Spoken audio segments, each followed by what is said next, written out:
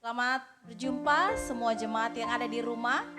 Kita sudah menyiapkan waktu kita, hidup kita hari ini. Karena kepada Dia kita menyembah, memuliakannya. Dialah Allah Tritunggal, Allah yang kita sembah seumur hidup kita. Bersama dengan keluarga dan orang-orang yang ada dalam rumah kita. Mari kita menaikkan pujian kepada Tuhan. Hormat bagi Allah Bapa. KPPK 391. Mari bangkit berdiri. Hormat bagi Allah Bapa, hormat bagi anaknya, hormat bagi Roh penghibur, ketiganya yang esa. Haleluya, haleluya, ketiganya yang esa.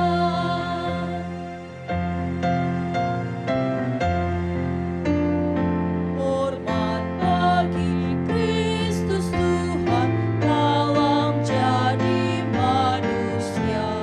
Hormat bagi Raja Gereja, Juru Selamat dunia.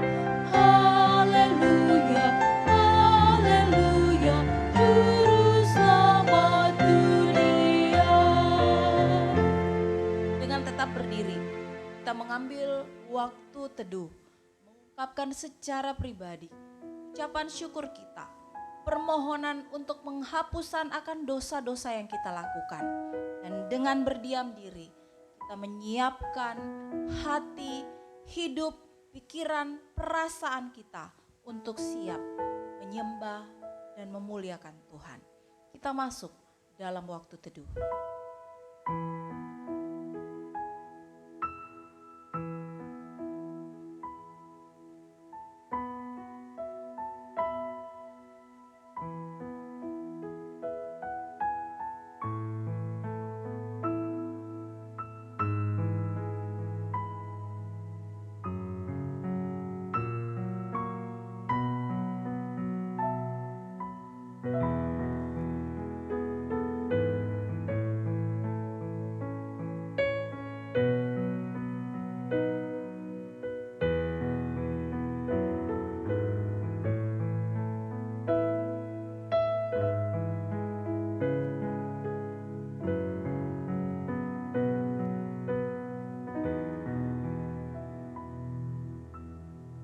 Pada kita saat ini kita kuduskan dan mulai dengan pengakuan bahwa pertolongan kita adalah di dalam nama Tuhan yang menciptakan langit dan bumi, yang kasih setianya kekal selama-lamanya dan tidak pernah meninggalkan perbuatan tangannya.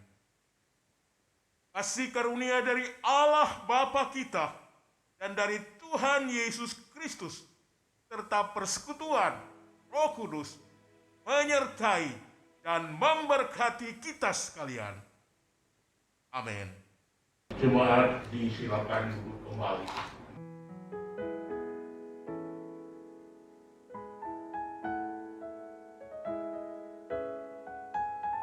Saudara, hari ini selain kita akan bersama-sama merayakan perjamuan kudus, kita pun mengingat bagaimana sosok seorang ayah, figur yang menjadi kepala di dalam keluarga. Seorang ayah yang menjadi teladan iman dan menjadi teladan kasih bagi istri dan anak-anaknya. Kita tahu bahwa di dalam keluarga kita boleh mengenal Yesus dari sosok ayah kita, dari sosok seorang bapa.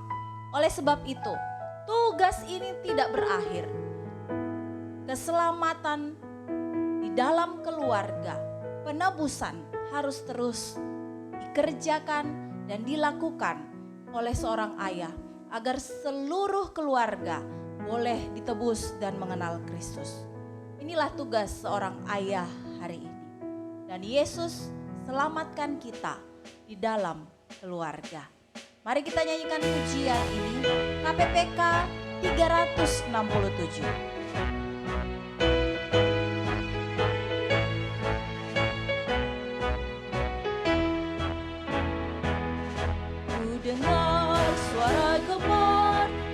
Yesus selamatkanmu, kabarkanlah Injilnya. Yesus selamatkanmu, dengarkanlah berita tentang keselamatannya.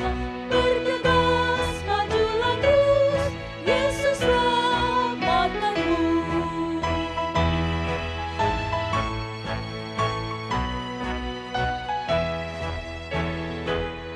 Kabarkan warta suka, Yesus selamatkanmu.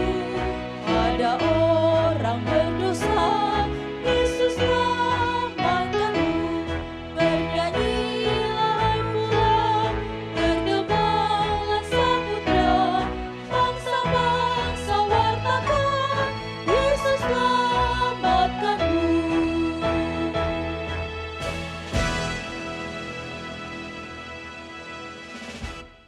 Hari ini kita bersama-sama dengan keluarga, anak-anak kita. Kita berdiri dan mengucapkan 10 hukum. Jangan ada padamu Allah lain di hadapanku. Jangan membuat bagimu patung yang menyerupai apapun yang ada di langit di atas, atau yang ada di bumi di bawah, atau yang ada di dalam air di bawah bumi. Jangan sujud menyembah kepadanya atau beribadah kepadanya. Jangan menyebut nama Tuhan Allahmu dengan sembarangan, sebab Tuhan akan memandang bersalah orang yang menyebut namanya dengan sembarangan. Ingat dan kuduskanlah hari Sabat.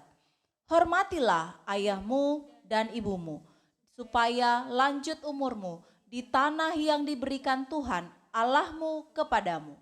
Jangan membunuh, jangan berzina, jangan mencuri, jangan mengucapkan saksi dusta tentang sesamamu. Jangan mengingini rumah sesamamu. Jangan mengingini istrinya atau hambanya laki-laki atau hambanya perempuan atau lembunya atau keledainya atau apapun yang dipunyai sesamamu. Kita duduk kembali. Kita masuk dalam doa syafaat.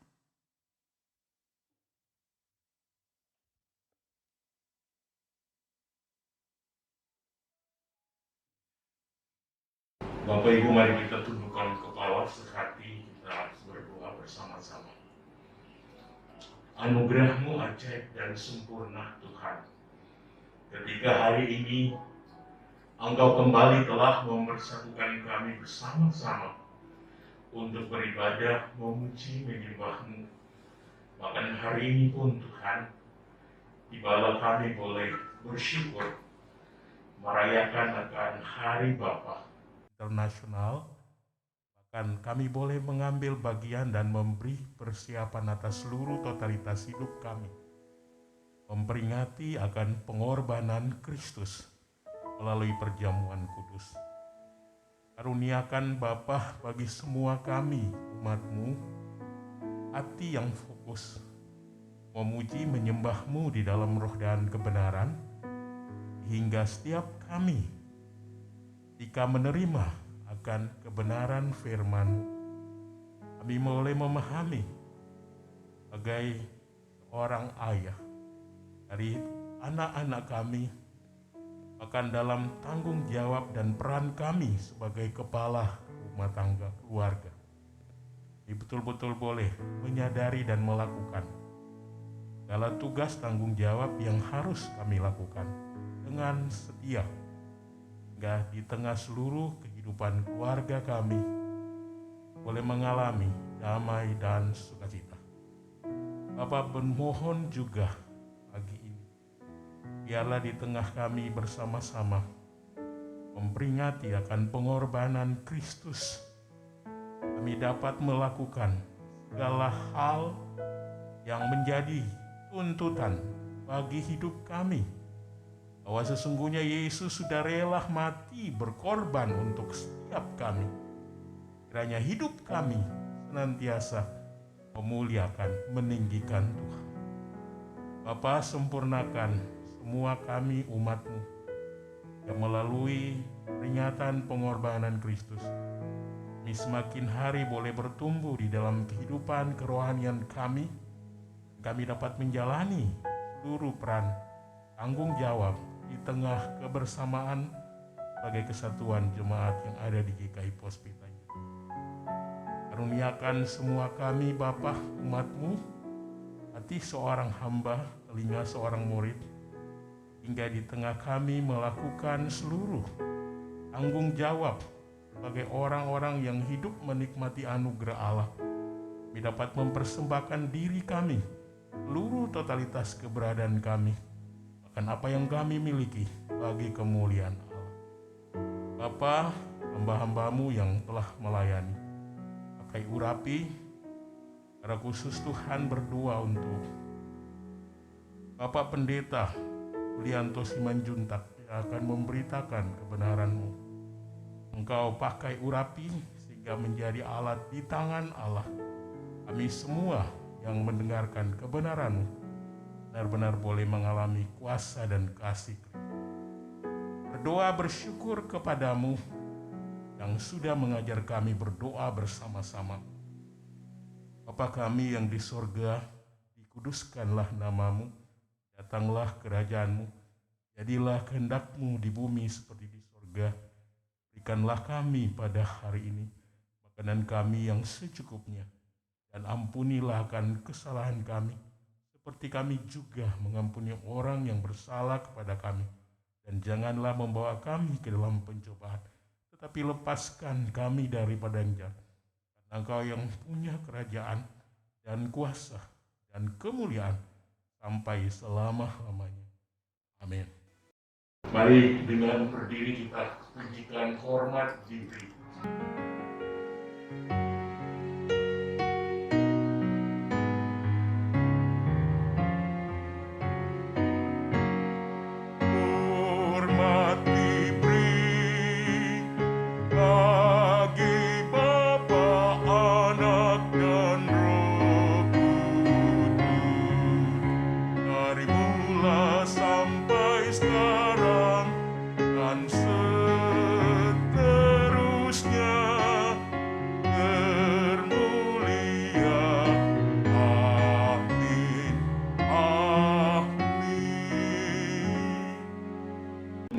Silakan duduk kembali.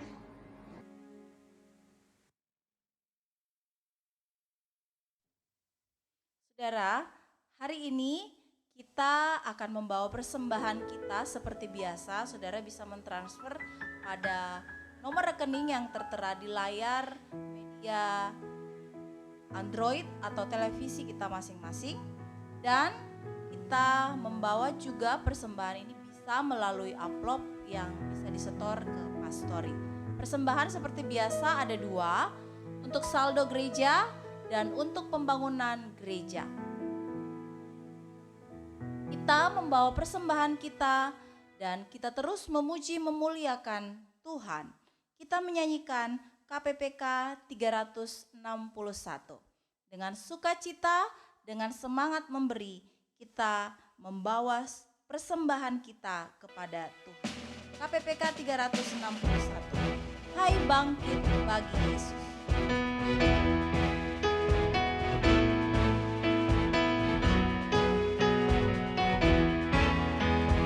Bangkit bagi Yesus, pahlawan salibnya. Kibarkan panji raja, tegak angkatnya. Bala tentara Tuhan pastikan menanglah.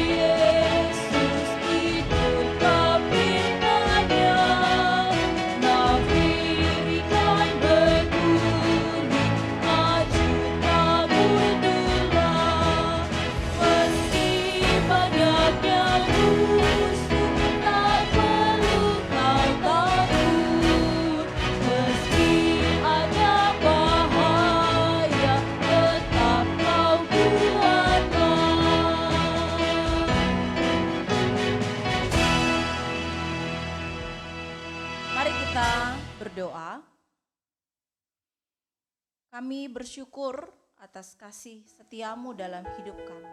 Olehnya sebagai ungkapan syukur kami membawa persembahan umatmu.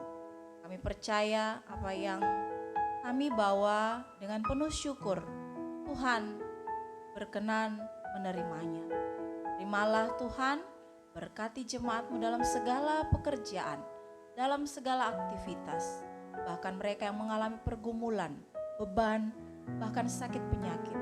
Hamba mohonkan kesembuhan, kekuatan yang baru. Terpujilah nama Tuhan, kami pun akan menerima kebenaran firman-Mu. Baharuilah kami, berikanlah semangat dan tekad yang terus diperbaharui untuk mengiring Yesus sepanjang umur kami. Dalam nama Yesus kami berdoa dan membawa hidup dan persembahan umat. Amin. Pada pagi hari ini memperingati Hari Ayah, the Father's Day, saudara, kita secara khusus akan menerima firman Tuhan yang akan disampaikan oleh Pendeta Julianto Simanjuntak. Hamba Tuhan ini adalah pelopor Counseling Pastoral Kristen di Indonesia. Beliau adalah pendiri dari LK3. Saudara bisa mendapatkan buku-bukunya dan referensi-referensi yang banyak di internet.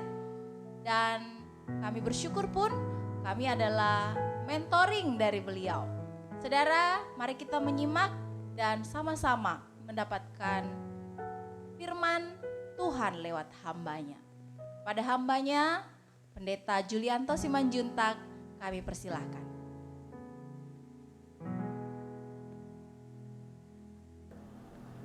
Jemaat GKI Tanjung Bunga yang kami kasihi, kita akan bersama-sama akan belajar firman Tuhan pada hari ini dari kitab Mazmur 73 dengan satu tema, mengapa keluarga baik-baik mengalami hal-hal yang buruk, atau mengapa hal-hal buruk menimpa orang baik-baik. Saya ingin membaca dari Mazmur 73 ayat 21, demikian firman tertulis. Ketika hatiku merasa pahit dan buah pinggangku menusuk-nusuk rasanya, aku dungu dan tidak mengerti, seperti hewan aku di dekatmu. Tetapi aku tetap di dekatmu, engkau memegang tangan kananku. Dengan nasihatmu engkau menuntun aku dan kemudian engkau mengangkat aku ke dalam kemuliaan. Siapa gerangan yang ada padaku di sorga selain engkau? Selain engkau Tuhan, tidak ada yang kuingini di bumi. Sekalipun hatiku dan dagingku habis lenyap, gunung, batu, dan bagianku tetaplah Allah selama-lamanya. Sebab sesungguhnya siapa yang jauh daripadamu akan binasa. Kau binasakan semua orang yang berzina dengan meninggalkan engkau. Tapi aku suka dekat pada Allah. Aku menaruh tempat kediamanku, tempat perlindunganku pada Tuhan Allah, supaya aku dapat menceritakan segala pekerjaannya. Mari kita bersama-sama berdoa. Tuhan yang Maha Kasih, kami bersyukur untuk kesempatan belajar firman-Mu, berbicaralah kepada kami ya Tuhan, kami siap mendengarkannya. Di dalam nama Tuhan Yesus dan oleh kuasa Roh Kudus, kami berdoa. Amin. Saudara, tema kita adalah mengapa hal-hal buruk menimpa keluarga baik-baik. Saudara tentu masih ingat tahun 2004 ketika tsunami menghancurkan Aceh, meluluh lantakkan bukan hanya Aceh, beberapa bagian kota-kota di Sumatera. Begitu banyak orang mati, meninggal dunia disapu bersih oleh tsunami. Dan menyisakan satu pertanyaan ke dalam banyak orang, terutama orang-orang yang percaya. Bagaimana mungkin Tuhan membiarkan semua itu terjadi? Ada pertanyaan-pertanyaan yang lain yang muncul, misalnya, apakah Allah bisa sesungguhnya mencegah penderitaan atau mencegah kejahatan? Tapi apakah Dia tidak mampu? Pertanyaan yang berikut adalah, apakah Dia mampu tapi Tuhan tidak mau? Atau Dia mampu dan mau? Lalu jika demikian, dari manakah penderitaan dan hal yang jahat itu datang, saudara?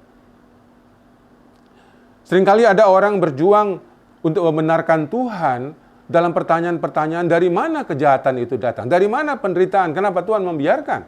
Sering sekali orang menyalahkan Tuhan atau menyalahkan orang yang sakit dan menderita, dianggap tidak percaya, dianggap kurang beriman, dianggap kurang berdoa. Ini pengalaman Ayub. 3 temannya menuduh Ayub dia tidak dekat dengan Tuhan, dia dihukum oleh Tuhan oleh karena dia mengalami hal-hal buruk dalam hidupnya. Kohelet, seorang guru terkemuka dalam pengkhotbah, dia juga menyinggung bahwa sebenarnya hal buruk bisa terjadi pada orang-orang baik. Dan banyak orang-orang gagal, hidupnya juga sukses dan diberkati. Ini satu kenyataan yang bisa kita lihat. Saudara yang kekasih, ada orang-orang yang benar, yang sungguh-sungguh cinta Tuhan, tapi hidupnya sangat menderita. Tetapi sebaliknya, orang-orang yang jahat justru hidup makmur. Tidak ada kena penyakit, tidak ada penderitaan. Tapi pertanyaannya, mengapa ini terjadi? Inilah pertanyaan dalam Mazmur 73 yang tadi kita baca, pergumulan Bani Asaf. Dia melihat begitu banyak orang Israel yang sungguh-sungguh dalam Tuhan, yang dipilih oleh Tuhan sebagai umat pilihannya, tapi mereka menderita. Mereka ditekan, dianiaya oleh bangsa-bangsa lain, sementara bangsa-bangsa yang jahat, justru mereka tidak sakit, mereka hidup diberkati, mereka hidup sukses. Barangkali kita semua juga mempunyai pertanyaan yang sama, pergumulan yang sama. Nah, saudara yang kekasih di dalam Tuhan, kita bersyukur ada contoh dari kitab Ayub, bagaimana akhirnya Tuhan menyatakan kepada Ayub dan teman-temannya, bahwa meskipun Ayub adalah seorang yang saleh, seorang yang sungguh-sungguh dalam Tuhan, tapi diizinkan oleh Tuhan untuk menderita seketika lamanya, itu bukan oleh karena ketidaksalehan daripada hidup Ayub. Ini sangat menguatkan dan meneguhkan hati saya ketika tahun 2014, kami menerima kenyataan bahwa kedua putra kami, Josephus dan Moje, mengalami gangguan depresi. Anak kami yang pertama mengalaminya di Manila waktu dia sekolah, kuliah di sana, dan hampir saja tidak lulus. Anak bungsu kami juga sama, ketika dia masih SMA, dia menderita depresi dan kami bawa ke beberapa psikolog dan psikiater. Dan hampir juga tidak lulus SMA. Tapi saudara, dalam pergumulan itu saya bertanya-tanya, Tuhan, saya kurang apa? Saya salah apa? Saya sudah sungguh-sungguh menyerahkan diri sebagai hamba Tuhan untuk pelayanan. Saya mengabdikan hidup saya kepada Tuhan, tapi mengapa ini terjadi? Dan saya pun mengalami depresi dan sulit tidur. Saya mengalami kecemasan. Dan pada waktu yang sama, saudara, itu tidak mudah buat kami menjalaninya. Untunglah suatu hari saya membaca kesaksian dari seorang pendeta yang sangat terkenal, yaitu Rick Warren, penulis dari buku The Purpose Driven Life, yang sebagian kita tahu dia memimpin jemaat 20.000 di Amerika. Tapi satu anaknya, Matthew, bunuh diri menembakkan kepalanya. Dia seorang penderita depresi. Nah, saya tentu prihatin apa yang menimpa daripada Rick Warren dan anaknya. Tapi saya merasa saya tidak sendiri. Rick Warren lalu menjelaskan bagaimana peristiwa itu membangun hidupnya, membangun pengenalan akan Tuhan secara berbeda dari sebelumnya. Dan saya juga dikuatkan dari pengalaman Rasul Paulus. Dia berkata, kadang Tuhan mengizinkan duri dalam hidup kita. Yaitu pengalaman-pengalaman yang sulit, penyakit dan penderitaan, supaya kita tidak sombong. Saya ingat pada waktu itu, saya mulai jadi pembicara terkenal, menjadi penulis konseling yang terkenal, dan saya menjadi sombong, dan saya bersyukur pengalaman itu membuat saya untuk menyandarkan diri kembali kepada Tuhan. Setelah saya teringat pengalaman sebagai seorang konselor, begitu banyak klien-klien kami datang dari aktivis gereja. Mereka juga menggembalakan jemaat. Saya punya banyak catatan yang saya bisa sampaikan. Orang-orang baik, pendeta-pendeta yang baik, yang sungguh-sungguh dalam Tuhan, yang sungguh-sungguh melayani. Tapi mereka mengalami hal yang buruk dalam hidup mereka. Mereka mengalami hal-hal yang buruk dalam keluarga mereka. Seorang pendeta, seorang ibu pendeta, dia datang dengan susah hati di dalam counseling di tempat kami. Karena anak kesayangannya terinfeksi virus HIV/AIDS. Dan anaknya yang satu juga pecandu narkoba. 2 anaknya bermasalah dengan narkoba. Yang satu terinfeksi virus HIV/AIDS. Pertanyaannya adalah dia seorang hamba Tuhan yang sungguh-sungguh melayani Tuhan. Lalu bertanya, kenapa Tuhan mengizinkan ini terjadi? 2 tahun yang lalu, seorang pendeta yang sangat saya kenal dengan baik. Saya pernah melayani jemaatnya. Jemaat yang besar dengan mungkin 5.000, 6.000 jemaat. Tapi dia datang dengan pergumulan depresi, dia tidak bisa tidur. Dan dia harus pergi ke psikiater. Nah, salah satu sumber depresinya adalah bahwa anaknya dengan jujur mengatakan dia seorang homoseksual, dia seorang gay, aktif. Tentu tidak mudah sebagai seorang hamba Tuhan menerima kenyataan bahwa anaknya seorang gay dan tidak lagi mau ke gereja. Ada lagi satu lagi seorang pendeta yang sangat rutin pelayanan, pergi ke sana sini, rutin pergi ke Amerika, ke luar negeri. Tapi dalam realitanya istrinya juga menderita depresi. Nah, belum lagi banyak kisah-kisah anak-anak hamba Tuhan yang ternyata adalah ateis, seperti dalam pengalaman hidup kami. Sebelum anak bungsu saya percaya kepada Tuhan Yesus, dia juga seorang ateis selama 6 tahun. Tapi kenapa Tuhan mengizinkan? Sebenarnya ini cerita yang banyak dalam Alkitab. Kita tahu bahwa Alkitab berisi orang-orang saleh, orang-orang baik, tapi juga mereka punya pergumulan yang sangat berat. Bisa saja Ayub. Bukan saja anaknya hilang, meninggal dalam waktu seketika lamanya, hartanya habis, tapi ditinggal oleh istrinya. Satu-satunya yang dia harapkan untuk menemani dia. Abraham menikahi gundiknya dan konflik antara istri dan gundiknya itu menjadi konflik yang berkepanjangan. Sampai Abraham harus mengusir sendiri istri dan anaknya dari Hagar. Nah, sudah kita tahu anak Raja Daud pernah meniduri ibu tirinya. Dinamika drama keluarga Daud kita tahu begitu luar biasa. Belum lagi kisah dengan Batsheba. Saudara, Imam Eli misalnya, anak-anaknya terkenal hidup dalam perzinahan, sembrono, merusak bait Allah. Dan sampai akhirnya dihukum mati oleh Tuhan. Dan demikianlah banyak cerita nabi-nabi dan juga rasul-rasul. Bahkan Yesus sebagai Tuhan dan Guru kita juga mengalami hal yang buruk. Di atas kayu salib dia menderita dan mati untuk satu maksud dan rencana Tuhan yang mulia. Tapi saudara, kita lihat bahwa mereka mengalami hal-hal yang buruk walaupun mereka adalah keluarga baik-baik. Kembali Mazmur 73 yang tadi sempat kita baca sebagian ayatnya. Asap mengingatkan kita bahwa dalam dunia ini itu hal yang wajar bahwa orang-orang saleh pun, orang-orang baik pun, orang-orang benar bisa mengalami penderitaan, penyakit, kesulitan.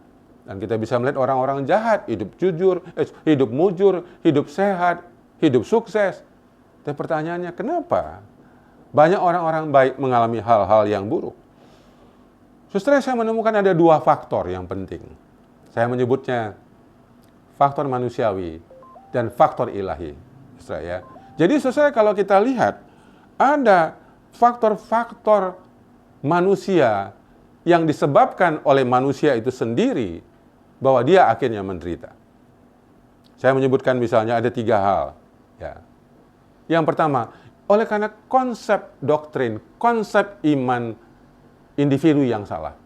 Salah dalam cara memandang Tuhan. Saya pernah mengikuti pengajaran apa yang disebut dengan teologi sukses, dengan teologi kemakmuran, yang mengajarkan bahwa kalau kamu beriman, hidup kamu akan sehat, hidup kamu akan sukses, hidup kamu akan makmur. Tapi realitanya ketika saya masuk sekolah Alkitab, tidak, saya juga sakit, sakitnya nggak sembuh-sembuh. Ya. Saya tidak punya uang saku, mau beli buku tidak bisa. Lalu saya bilang, Tuhan, Engkau di mana? Saya pernah punya pacar, saya ditinggal. Saya akhirnya berpikir ada konsep yang salah dalam keyakinan saya. Ada dogma, doktrin yang tidak sesuai dengan Alkitab. Yang kedua yang banyak membuat banyak masalah dalam hidup kita, mungkin adalah pola asuh yang salah, miskin dalam kasih sayang. Banyak pendeta-pendeta akhirnya depresi lalu kemudian bunuh diri. Bukan karena mereka tidak baik, mungkin mereka tidak beriman, tapi mereka sudah membawa pola asuh yang salah itu ke dalam kehidupan emosi yang sehat, kesehatan mental yang buruk. Dan akibatnya mereka menderita walaupun mereka adalah hamba Tuhan yang baik.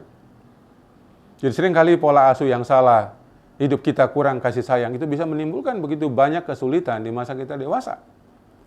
Dan yang ketiga, saudara, kita sering sekali bekerja atau bergereja di satu lembaga yang tidak sehat organisasinya.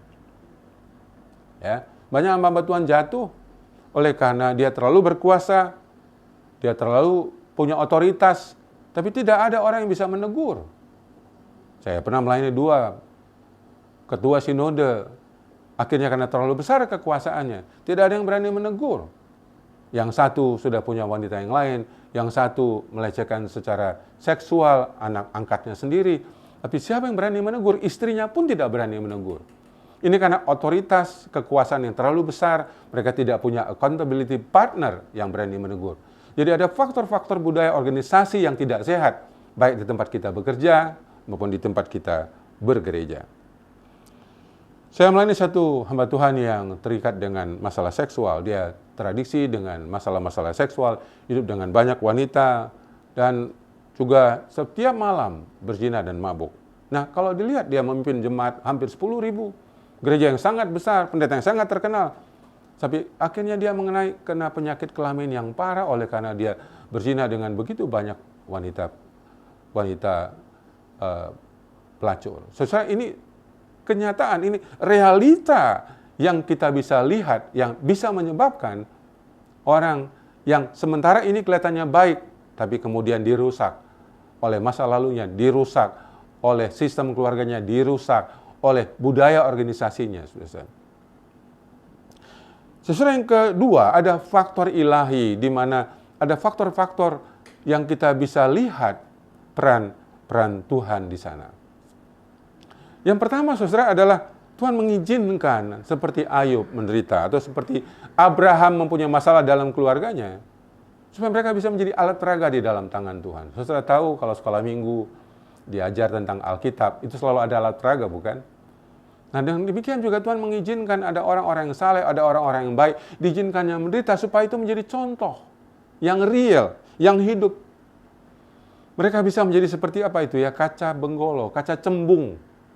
Yang kalau kita lihat di pertigaan jalan itu, supaya orang tidak tabrakan, karena bisa melihat dari mobil sana ada yang datang. Itu kalau kita taruh muka kita di kaca itu, muka kita jelek. Tapi itu menyelamatkan. Saudara, boleh pengalamanmu jelek, pengalamanmu buruk, pernikahan, masalahmu dulu rusak. Tapi saudara bisa Tuhan pakai untuk maksud baik buat orang lain. Yang kedua, saudara, seringkali pengalaman buruk itu menjadi alat Tuhan membentuk kita. Alat Tuhan untuk membentuk kepribadian kita. Seperti Paulus mengatakan, Tuhan mengizinkan duri dalam diri saya supaya saya tidak sombong. Supaya saya tidak mengandalkan diri saya sendiri. Ini saya yakini sekali oleh karena sering sekali kita makin kuat, makin kaya, makin mampu, kita cenderung tidak lagi mengandalkan Tuhan. Kita tidak lagi hidup bersandar kepada kasih karunia-Nya, tapi kemampuan-kemampuan kita. Kecakapan-kecakapan kita, saudara. Dan yang ketiga, seringkali Tuhan izinkan hal-hal buruk dalam hidup kita, itu menjadi pembelajaran buat anak cucu kita.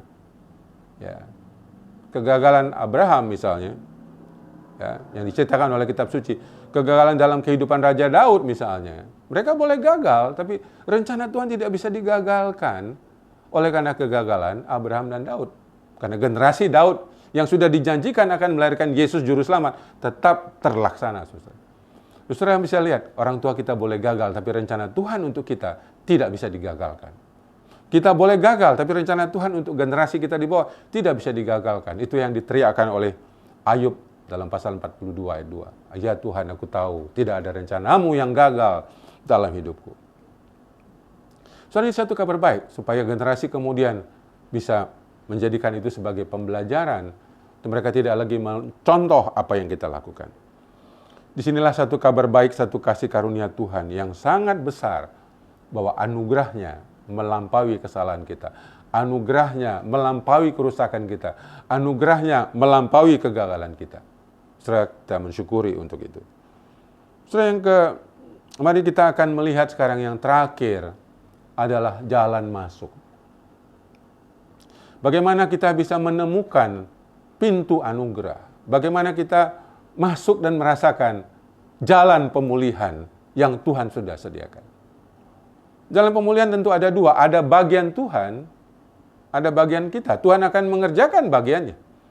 Dia memberikan kepada kita Roh Kudus, Dia memberikan kita Alkitab, memberikan gereja, hamba Tuhan, begitu banyak pusat-pusat counseling dan sebagainya. Tapi juga ada bagian kita harus melakukan sesuatu supaya kita pulih, supaya kita kuat, supaya kita stabil, supaya kita survive.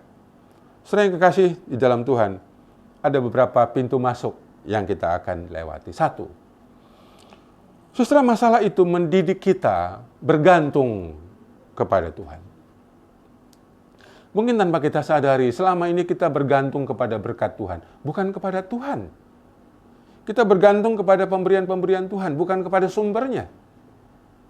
Nah, disinilah kadang-kadang Tuhan mengizinkan kita mengalami kesulitan supaya kita tidak lagi bersandar kepada Tuhan, berkat-berkat Tuhan. Kenapa Tuhan seringkali tidak mendengar doa kita? Dia bisa bikin mujizat? Bisa. Tapi kenapa Tuhan tidak memberikan mujizat? Karena Dia mau memberikan kehadirannya, menyertai kita dalam penderitaan kita, supaya kita bisa merasakan kehadirannya di tengah-tengah penderitaan kita. Itu sebabnya Dia tidak menjawab doa kita.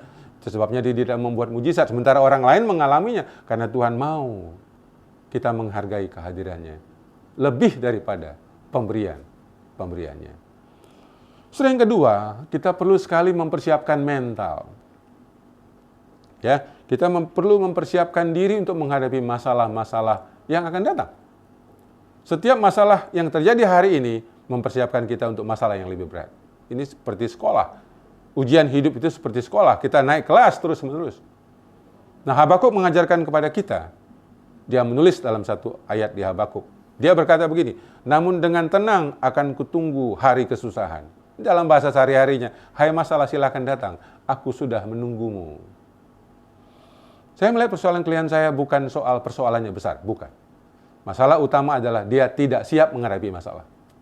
Sudah perlu membaca buku, sudah perlu sekolah konseling, sudah perlu ikut training, sudah perlu bekal-bekal, modal-modal untuk menghadapi kesulitan-kesulitan yang besar.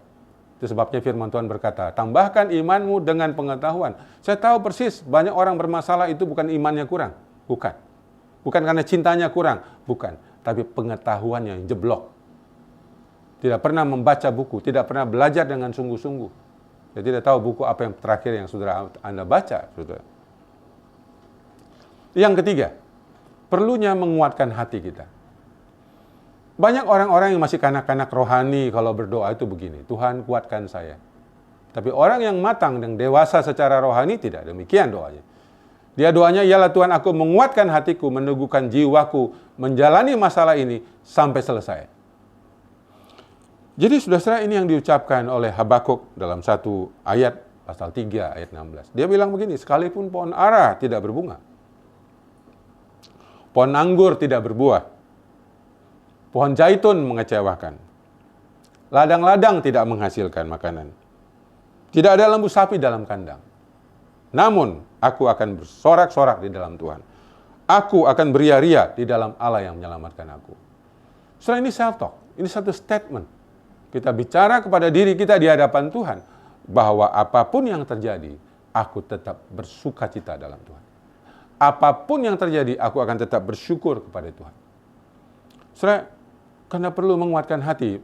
Mungkin contohnya begini, Tuhan, meskipun pacarku meninggalkan aku tetap ikut setia mengikut Tuhan. Walaupun gajiku tidak naik-naik, Tuhan aku tetap bersuka cita di dalam Tuhan. Saudara jangan lagi berdoa, Tuhan kuatkan aku, Tuhan kuatkan aku. Saudara jangan lagi minta orang lain menguatkan Anda menguatkan diri sendiri. Seperti perintah Tuhan kepada Yosua waktu dia meneruskan kepemimpinan Musa. Hai Yosua, kuatkan dan teguhkanlah hatimu. Ini seni yang ketiga. Kuatkan hati, teguhkan hati. Ya, saudara, ini sangat penting sekali. Yang keempat, kalau masalahnya nggak selesai, apa yang bisa kita lakukan? Menikmatinya. Kalau Tuhan izinkan, kita nikmati. Ketidaknyamanan, depresi, kecemasan, itu bisa kita belajar untuk menikmati. Kalau dalam bahasa Alkitab, ya kita bisa merayakan. Kita melihat itu sebagai, bukan musuh, itu sebagai sahabat. Kalau Tuhan mengizinkan, itu ada maksud Tuhan di baliknya. Sebabnya pemazmur dalam pasal 23 berkata, sekalipun aku dalam lembah kekelaman, aku tidak takut bahaya. Sebab gadamu dan tongkatmu itulah beserta aku. Sudah bisa menggubah ayat ini dengan macam-macam. Ya, sekalipun aku tidak naik pangkat, sekalipun aku tidak naik gaji, aku akan bersorak-sorak. Aku tidak akan takut. Ya, sekalipun pacarku meninggalkan aku tidak takut. Ini namanya self-talk. Ada seorang penginjil yang menggubahnya dengan satu kalimat yang ya, tidak biasa barangkali ya, dan ini satu ungkapan puitis ya. Dia bilang begini, sekalipun aku dalam neraka, aku tidak takut, asalkan Yesus di sampingku. Wah, ini menarik sekali ya. Ini kan andai kata, seumpama, jikalau sekiranya. Jadi kita mesti mengandaikan banyak kemungkinan-kemungkinan terburuk dalam hidup kita. Bisa saja terjadi. Pada satu yang pasti, Tuhan tidak pernah meninggalkan kita. tidak pernah membiarkan kita. Saudara, kita boleh kehilangan apa saja kecuali satu, harapan. Harapan. Nah, yang kelima, saudara, kita perlu belajar mengembangkan skill hidup berdasarkan janji. Ya, janji-janji Tuhan, bukan situasi. Banyak sekali iman kita terpuruk, emosi kita menjadi sakit, karena kita hidup berdasarkan janji, hidup berdasarkan situasi. Kita harus hidup berdasarkan janji-janji Tuhan. Saya tidak tahu apa janji Tuhan yang saudara hidupi selama ini. Apa janji Tuhan yang terakhir yang saudara pegang? Saudara, situasi hidup kita bisa berubah. Pengalaman-pengalaman kita bisa berubah. Orang-orang di sekitar kita bisa berubah. Pekerjaan kita bisa berubah. Saudara, tapi janji Tuhan itu ya dan amin. Tidak pernah berubah. Saya suka satu janji Tuhan bilang begini. Selai rambut kita saja jatuh, Tuhan itu melihat. Saya bisa bayangkan nih, rambut jatuh satu aja, Tuhan tahu. Bunga bakung di ladang Tuhan pelihara. Burung-burung udara dia pelihara. Apalagi saudara dan saya, ciptaan yang paling mulia.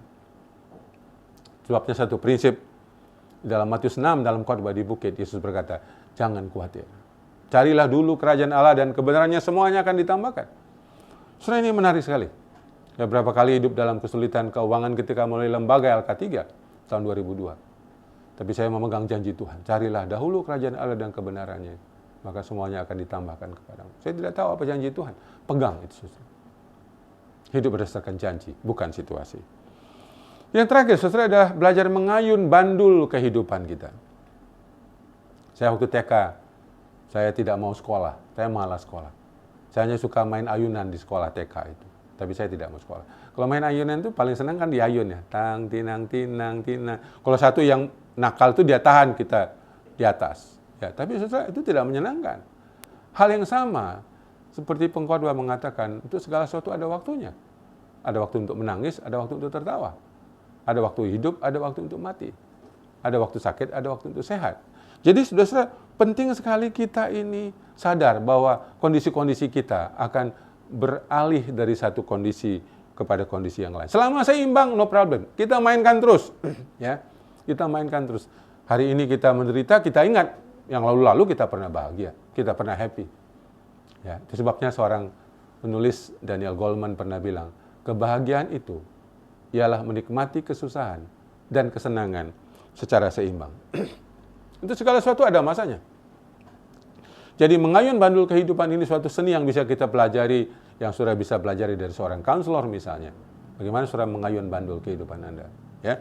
Jadi ada 6 jalan masuk ini yang penting sekali saya ulangi. Yang pertama, saudara ingat, masalah itu mendidik kita bergantung kepada Tuhan, bukan kepada berkat. Ya. Yang kedua, kita perlu mempersiapkan mental kita.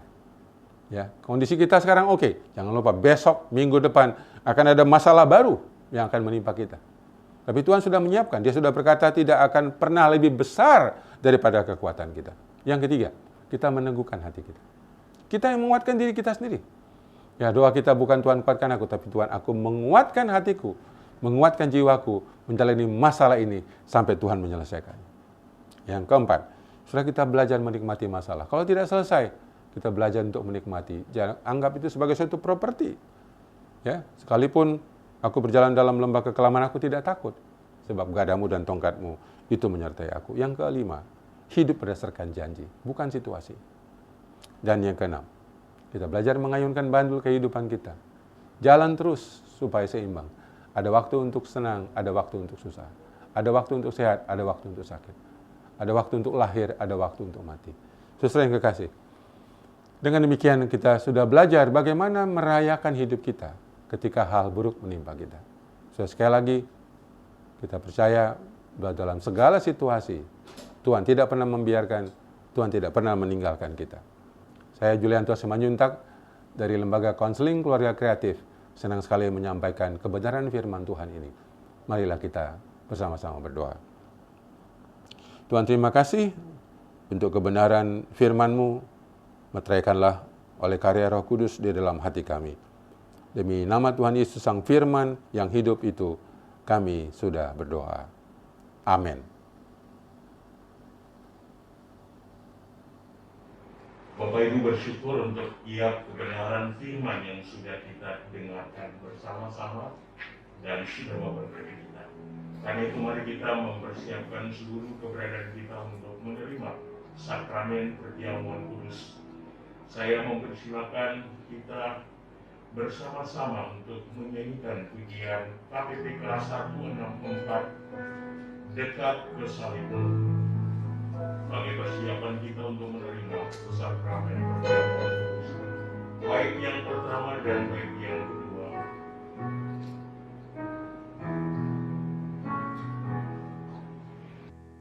Bawalah aku, Yesus, dekat ke salibmu, air hidup curahkanlah, tegarkan jiwaku.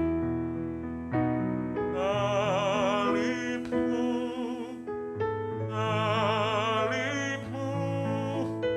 yang ku muliakan,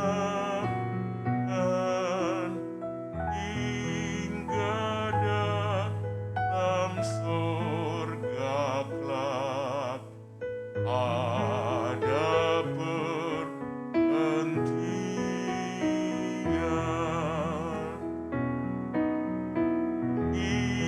Imanku yang terkecil, Tuhan tak tinggalkan. Sinarilah hati dengan Roh Kudus-Mu.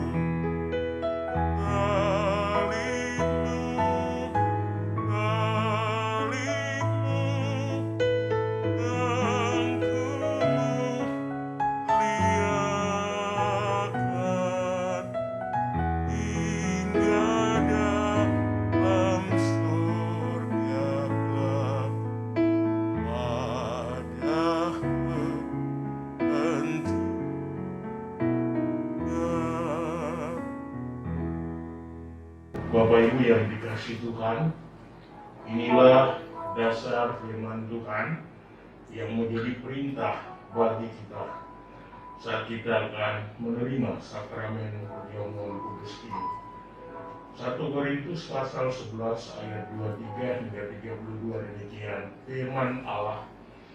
Sebab apa yang telah kuteruskan kepadamu telah aku terima dari Tuhan, yaitu bahwa Tuhan Yesus pada malam waktu ia diserahkan mengambil roti, dan sesudah itu ia mengucap syukur atasnya, ia memecah-mecahkannya dan berkata, inilah tubuhku yang diserahkan bagi kamu, perbuatlah ini menjadi peringatan akan aku.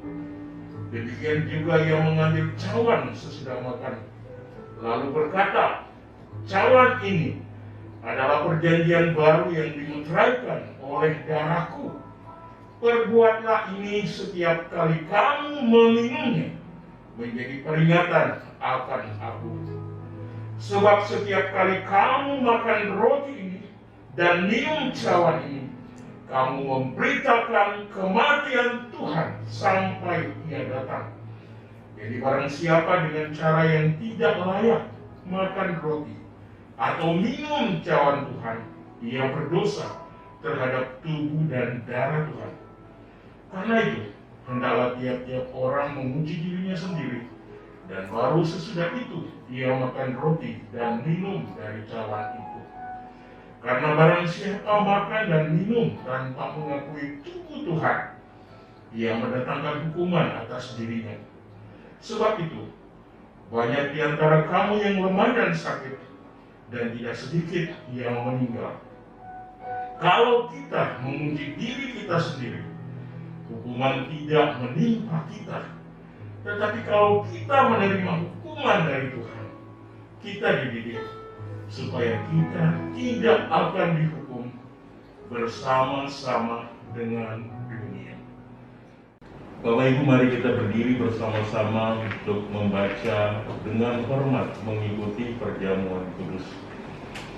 Dan ketika mereka sedang makan, Yesus mengambil roti, mengucap berkat, memecah-mecahkannya, lalu memberikannya kepada murid-muridnya dan berkata, Ambillah, makanlah, inilah tubuhku. sesudah itu ia mengambil cawan, mengucap syukur, lalu memberikannya kepada mereka dan berkata, Minumlah kamu semua dari cawan ini, sebab inilah darahku, darah perjanjian yang ditumpahkan bagi banyak orang untuk pengampunan dosa. akan tetapi aku berkata kepadamu, mulai dari sekarang aku tidak akan minum lagi hasil pokok anggur ini sampai pada hari aku meminumnya. Yaitu yang baru bersama-sama dengan kamu dalam kerajaan Bapakku. Sebab setiap kali kamu makan roti ini dan minum cawan ini, kamu memberitakan kematian Tuhan sampai ia datang. Jadi barang siapa dengan cara yang tidak layak makan roti dan minum cawan Tuhan, ia berdosa terhadap tubuh dan darah Tuhan. Karena itu, hendaklah tiap-tiap orang memuji dirinya sendiri, dan baru sesudah itu ia makan roti dan minum dari cawan itu. Karena barang siapa makan dan minum tanpa mengakui tubuh Tuhan, ia mendatangkan hukuman atas dirinya. Aku telah disalibkan dengan Kristus, namun aku hidup. Tetapi bukan lagi aku sendiri yang hidup, melainkan Kristus yang hidup di dalam aku. Dan hidupku yang kuhidupi sekarang di dalam daging adalah hidup oleh iman dalam anak Allah yang telah mengasihi aku dan menyerahkan dirinya untuk aku. Karena kamu semua adalah satu di dalam Kristus Yesus. Saudara-saudaraku yang kekasih, jikalau Allah sedemikian mengasihi kita, maka haruslah kita juga saling mengasihi. Saudara, mari kita tetap berdiri, nyanyikan pujian Berilah Hormat Padanya, KPPK nomor 16.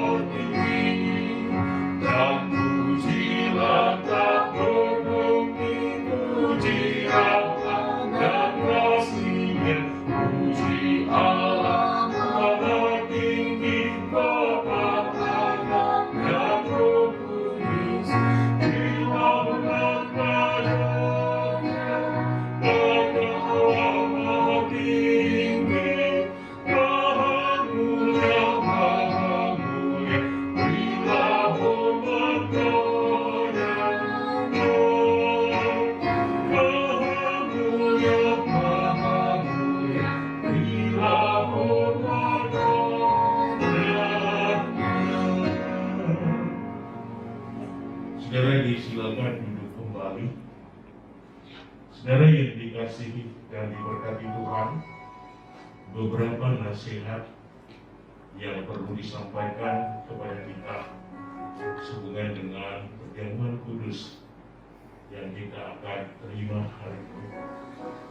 Saudara, sekali lagi bahwa perjamuan kudus ini adalah perintah Tuhan untuk kita bersama-sama memperingati pengorbanan Yesus Kristus bagi setiap kita yang sudah Dia lakukannya. Kedua, mari saudaraku, kita memeriksa diri kita. Jika ada dosa, mari kita menyadari dan mengakuinya. Saudara, Kristus mengampuni dosa-dosa saudara dan saya. Karena itu mari kita datang dengan sungguh-sungguh mengakui segala dosa salah kita. Dia Tuhan yang mengampuni dan setia menyatakan kasih sayang. Yang ketiga, Bapak Ibu, sebagaimana dalam peraturan gereja GKI Sulsel, bahwa yang dapat mengikuti perjamuan kudus ini adalah mereka yang telah menerima baptisan pada waktu dewasa ataupun CD, mengaku percaya dan menerima Kristus Yesus sebagai Tuhan dan Juru Selamat pribadi kita. Dan keempat, saudaraku, jikalau di antara Bapak Ibu yang saat ini sedang beribadah bersama-sama sudah mempersiapkan diri untuk mengikuti bersama, saya mengajak dan mempersilakan kita untuk mengambil bagian menerima perjamuan kudus ini dan mengikutinya. Saudara, saatnya mari kita akan berdoa bersama-sama sesuai dengan apa yang disampaikan. Kita mengakui segala dosa salah kita. Mari kita tundukkan kepala, kita datang kepada Tuhan. Kita berdoa bersama-sama. Bapa di surga, terima kasih untuk anugerah-Mu yang sempurna bagi kami. Kami menjadi orang-orang yang sungguh Tuhan amat kasihi, dan ketika kami saat ini datang menghampiri Engkau, mengakui akan segala dosa salah kami, Tuhan ampuni setiap kami, sucikan, luruskan, layakkan, sehingga kami semua yang hadir pagi ini untuk menerima akan wujud pengorbanan Kristus yang sudah rela mati bagi kami, kami sungguh boleh menerima akan keselamatan anugerah di dalam Tuhan, dan kami boleh hidup semakin hari sungguh menyerupai dan kasih Kristus. Bapa, ini doa ini permohonan kami, mengucap syukur dan terima kasih karena Tuhan baik mengasihi kami. Dalam nama Tuhan Yesus kami berdoa dan bersyukur bersama-sama. Haleluya. Amin. Saudara, mari kita masuk dalam doa pribadi kita masing-masing. Mari kita dengan sungguh-sungguh mengakui setiap dosa salah yang kita lakukan melawan kehendak Allah. Mari kita berdoa bersama-sama. Bapa, saat ini kami mengakui di hadapan-Mu atas setiap dosa salah yang telah kami lakukan melawan kehendak-Mu. Kami memohon, ampunilah setiap dosa dan kesalahan kami. Hingga pagi hari ini, kami benar-benar dilayakkan Tuhan, saat kami akan menerima akan perjamuan kudusan. Kuduskan, sucikan setiap kami pribadi lepas pribadi Tuhan, hingga kami benar-benar layak di hadirat. Kami mengucap syukur kepadamu demi nama Tuhan Yesus. Amin. Saudara, mari kita akan menyanyikan KPPK 164 bait yang ketiga, dan setelah itu kita akan memberi diri kita, menyerahkan ke hadapan Tuhan untuk menerima dan bersama-sama akan menerima sakramen perjamuan kudus ini.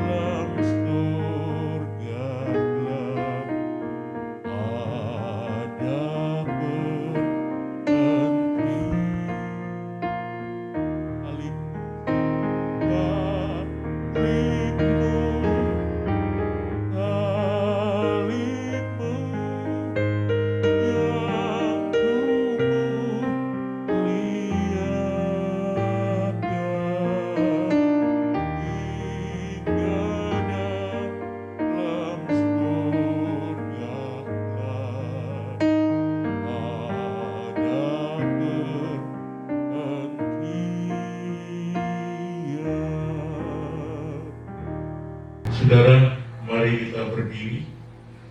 Angkatlah tanganmu melebihi kepala, tangan yang memegang hosti. Saudara, Yesus Kristus berkata, inilah tubuhku yang diserahkan bagi kamu. Perbuatlah ini menjadi perintah akan kematian Kristus bagi saudara dan saya. Karena itu mari dengan iman dan rasa syukur kita menerimanya.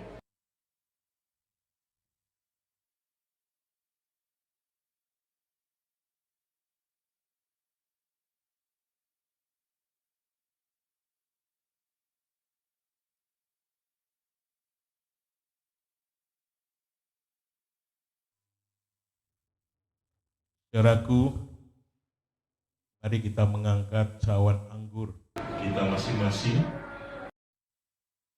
Saudara, Yesus pun berkata, cawan ini adalah perjanjian baru yang dimeteraikan oleh darahku. Ambillah, minumlah sebagai peringatan darah Yesus Kristus dicurahkan bagi saudara dan saya. Mari dengan iman dan rasa syukur kita minum bersama-sama.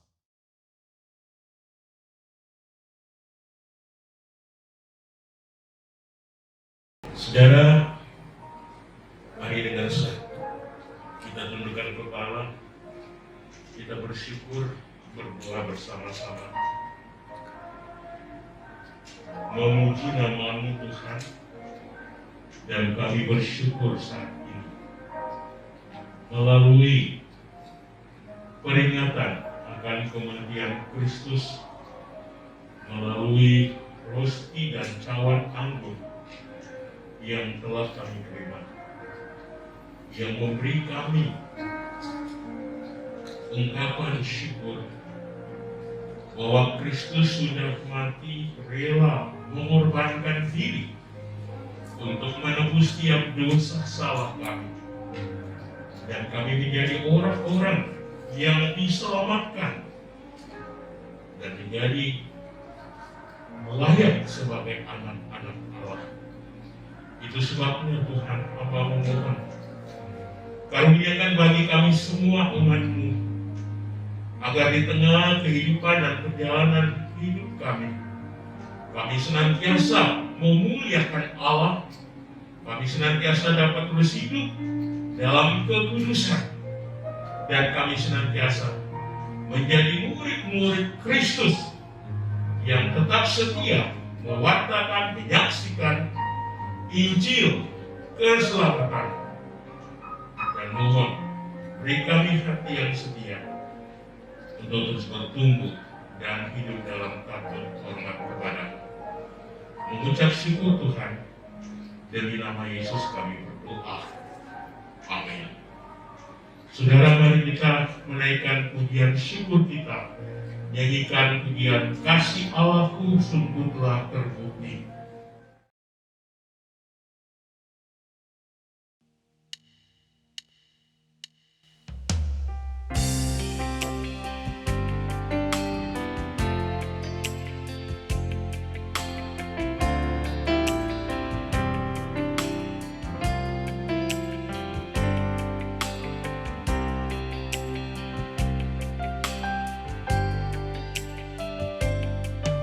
Kasih Allahku sungguh telah terbukti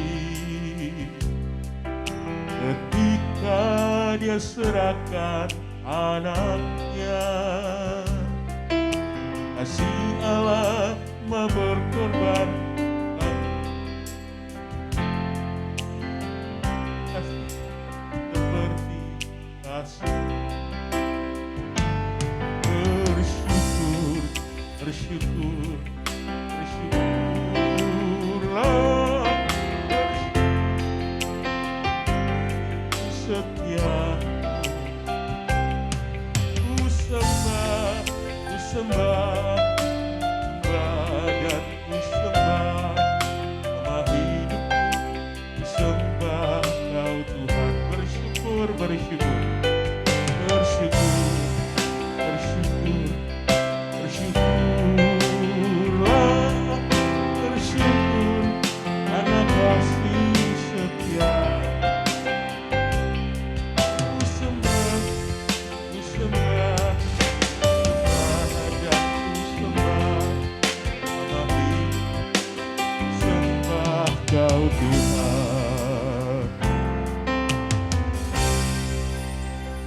Kita berdiri bersama-sama. Kita akan mengakhiri seluruh rangkaian ibadah pagi ini dengan menyanyikan pujian doksologi bersama.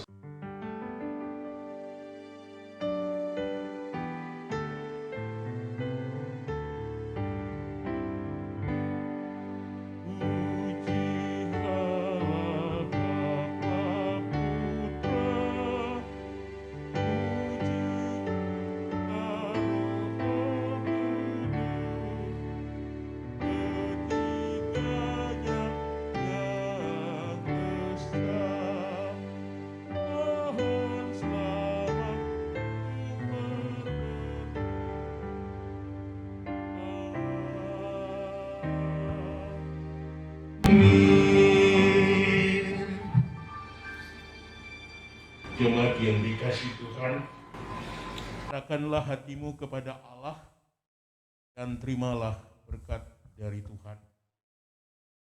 Tuhan memberkati engkau dan melindungi engkau. Tuhan menyinari engkau dengan wajah-Nya dan memberi engkau kasih karunia. Tuhan menghadapkan wajah-Nya kepadamu dan memberi engkau damai sejahtera saat ini sampai selama-lamanya. Amin.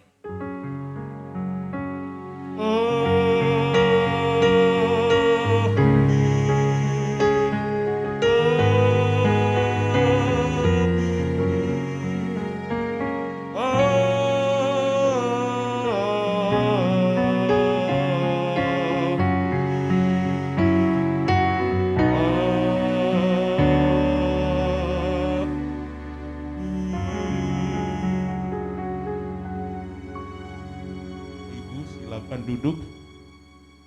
Ibadah kita selesai saat teduh. Kita bersyukur untuk kasih dan pimpinan serta pertolongan Tuhan. Saudara, pada pagi hari ini sekali lagi atas nama seluruh badan pengurus dan jemaat mengucapkan banyak terima kasih kepada Bapak Pendeta Julianto Simanjuntak yang sudah melayani seluruh jemaat Tuhan sekaligus ketika memperingati Father's Day hari ini dan kebenaran firman Tuhan yang sudah disampaikan sungguh memberkati kami sekalian sebagai umat Tuhan.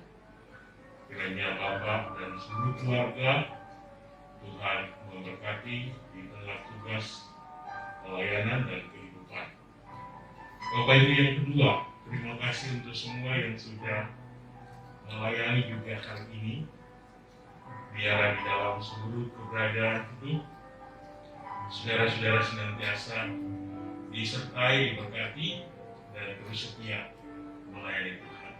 Terakhir Bapak Ibu, mari kita memperhatikan sekali lagi seluruh jadwal pelayanan yang ada, sehingga kita tetap aktif, setia, mengikuti seluruh pelayanan. Dan kita yakin percaya bersama-sama Tuhan dimuliakan dan kita boleh mengalami pertemuan umat ini. Terima kasih. Selamat hari Minggu. Tuhan Yesus memberkati kita sekalian.